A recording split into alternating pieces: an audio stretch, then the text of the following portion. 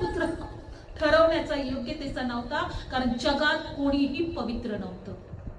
जो पवित्र आहे त्याचा पुत्र पण पवित्रच असला पाहिजे, कारण देवाचा स्वभाव हा पवित्र आहे. जगामध्ये आम्ही देवाची लेकरं होण्याच्या योग्यतेचे नव्हतो. कारण आम्ही पवित्र नव्हतो.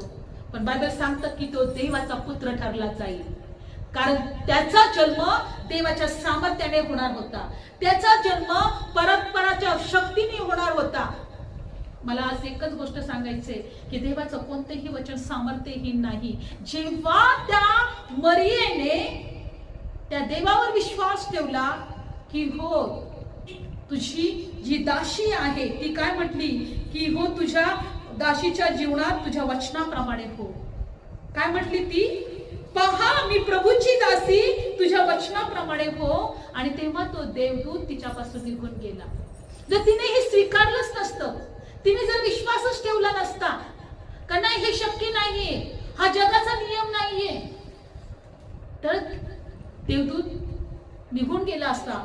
पण तिची जी निवड झाली असती तिने नाकारली असती. एक देवाच्या आईची, देवा परमेश्वराच्या पुत्राच्या आईची जी निवड तिची झाली होती ती नाकारली असती तिने. पण ती म्हटली का हो, मी विश्वास ठेवायला तयार आहे. एक परमेश्वर आहे, तो सर्वशक्तिमान आहे, तो सामर्थ्यशाली आहे, त्याच्या वचनामध्ये सामर्थ्य आहे, त्याला काही अशक्य नाही. मी विश्वास ठेवायला तयार आहे. आणि तेव्हा बायबलमध्ये दिले तर ती म्हटली तुझ्या वचनाप्रमाणे हो. Praise Lord. आज आपण एक गोष्ट ह्या वचनातून शिकायचं आहे. जर देवाने आम्हाला एखादं वचन दिलेलं आहे, भले तुमच्या बुद्धीच्या शक्तीच्या पलीकडे असेल, तुमच्या विचाराच्या पलीकडे असेल, पण देवाला म्हटलं पाहिजे तुझ्या वचनाप्रमाणे हो. Praise Lord.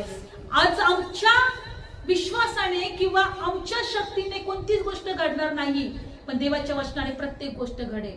प्रभू म्हणतो तुमच्या कल्पना त्या माझ्या कल्पना नाही, तुमचे विचार ते माझे विचार नाही. जसं आकाश पृथ्वीपेक्षा उंच आहे तशा माझ्या कल्पना आणि माझे विचार आहे.